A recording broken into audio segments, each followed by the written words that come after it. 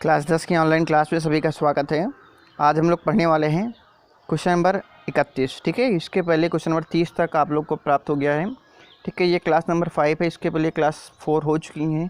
अगर आपने अभी तक क्लास 4 को नहीं देखा है तो नीचे डिस्क्रिप्शन बॉक्स में जा करके आप लोग क्लास 4 देख सकते हैं। ठीक है, तो चलिए, और आप सभी को बता दूँ कि ये क्लास जो है हमेशा शाम को 8 बजे आती है, तो सभी लोग जितने भी बच्चे हैं वो शाम को 8 बजे ज़रूर से ज़रूर वीडियो को देखा करें, चूँकि ये जितने भी क्वेश्चन करवाते हैं सभी आपके परीक्षा की दृष्टि से बहुत ही ज़्यादा महत्वपूर्ण है।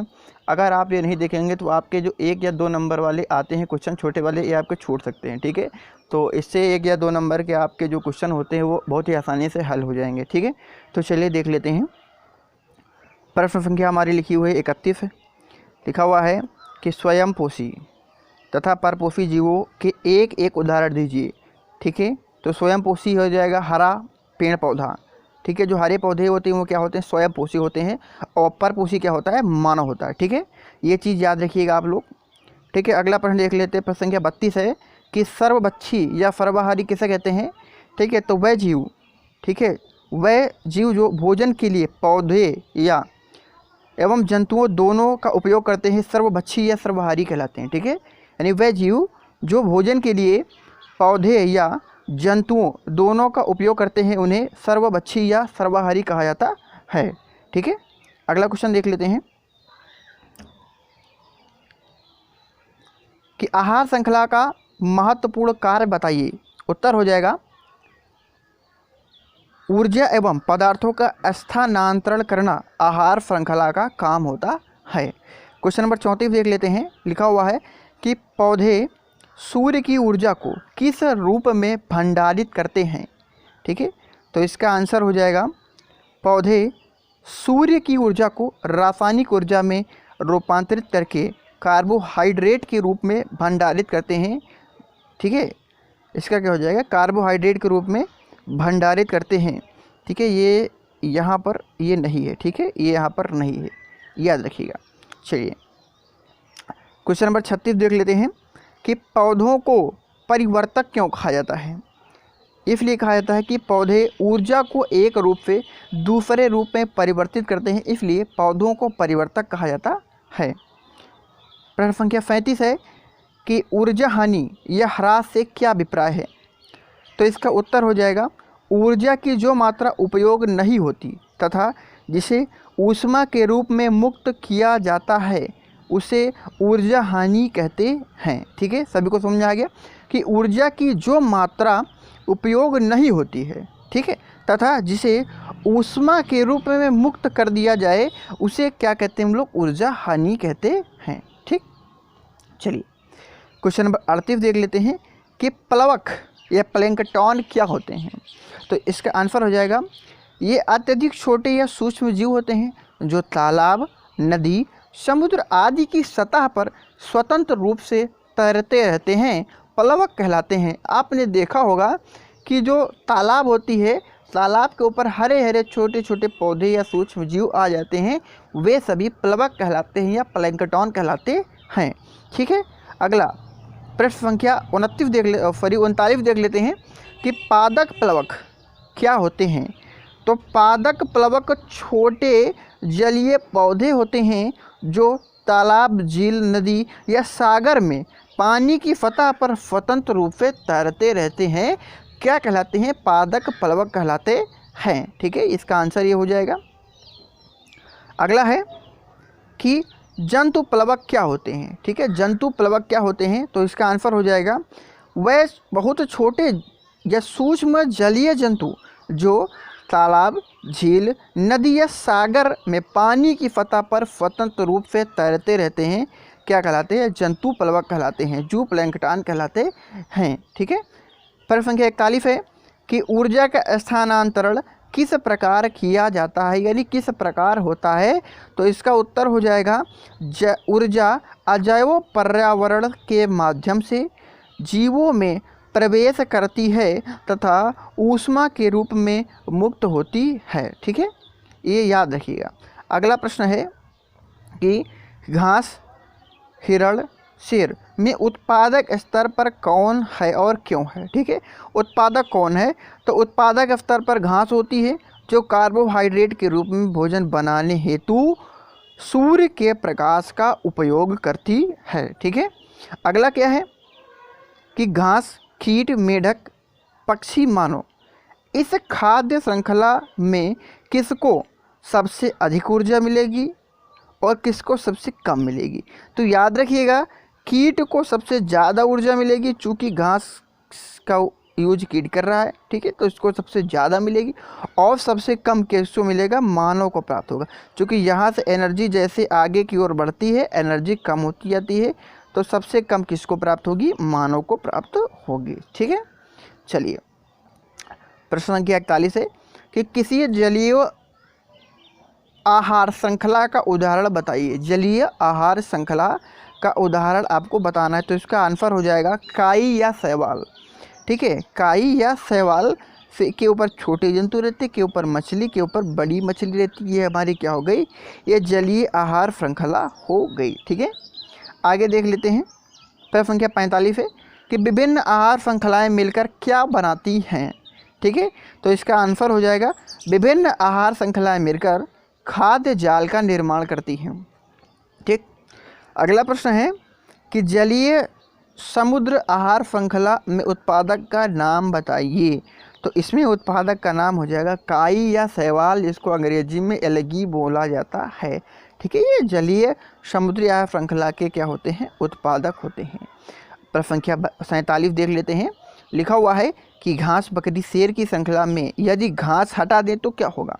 ठीक है, तो देखिए, अगर बकरी तथा शेर दोनों की संख्या समाप्त हो जाएगी, चूँकि अब घास अगर मिलेगी तभी तो बकरी रहेगी, अगर बकरी है तभी शेर रहेगा, अगर ये ना रहे तो बकरी नहीं रहेगी और शेर नहीं रहेगा, दोनों का कोई अस्तित्व नहीं है। ठीक है, प्रश्न संख्या 48 देख लेते हैं कि कार्बन तथा नाइट्रोजन को किस रूप में प्राप्त कर सकते हैं।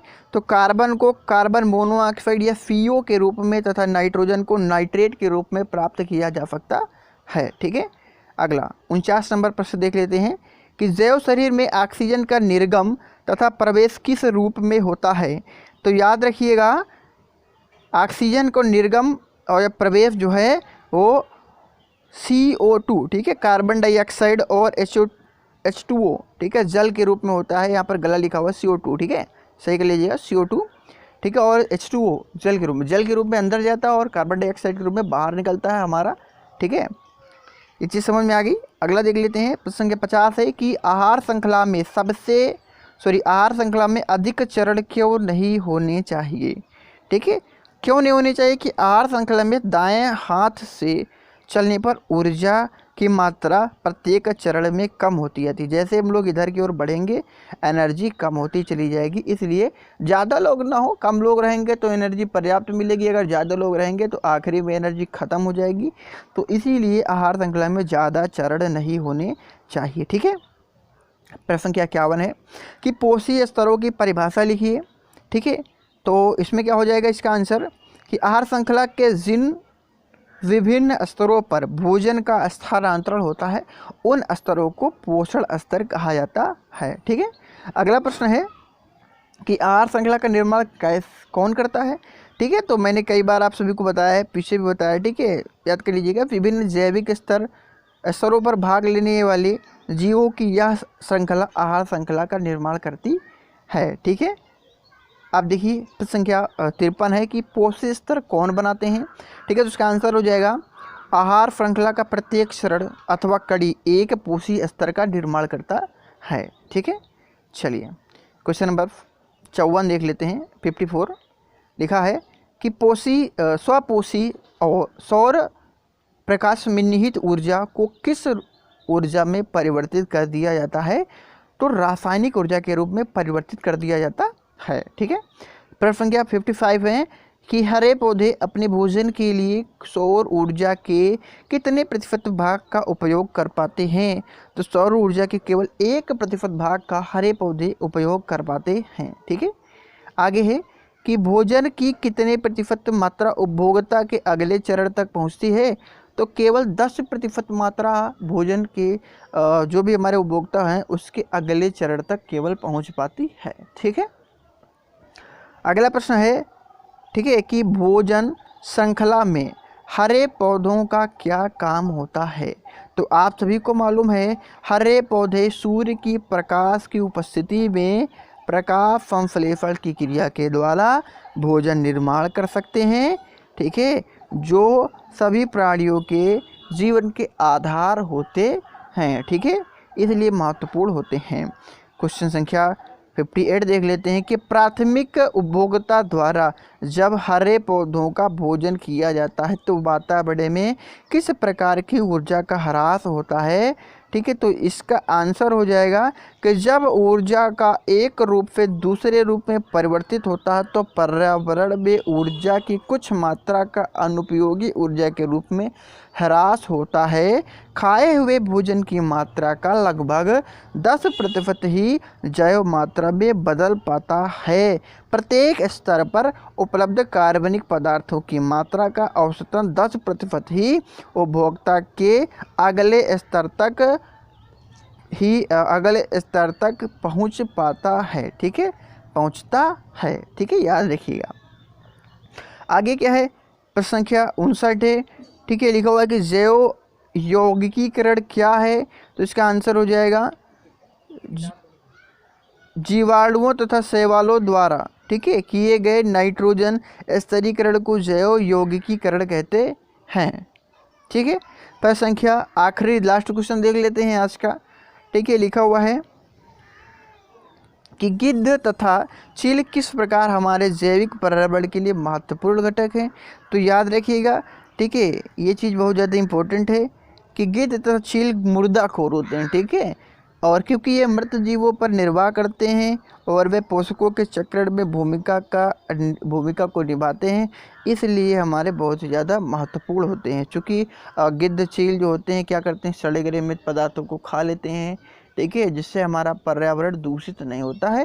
ठीक है, तो इसलिए हमारे ये महत्वपूर्ण होते हैं। तो ये वीडियो आप लोग को कैसे लगी? वीडियो अच्छी लगी हो तो वीडियो को एक बार ज़रूर से ज़रूर सभी लोग लाइक करेगा। और जितने भी बच्चे 8 बजे की क्लास में नहीं आ पाए उनको कल इन्फॉर्म करिए 8 बजे की क्लास में सभी बच्चे आए। अगर आपने अभी इसके पहले का पार्ट नहीं देखा, पार्ट नंबर 4, तो नीचे डिस्क्रिप्शन बॉक्स में आप लोग जा करके वहाँ से पार्ट नंबर 4 देख सकते हैं।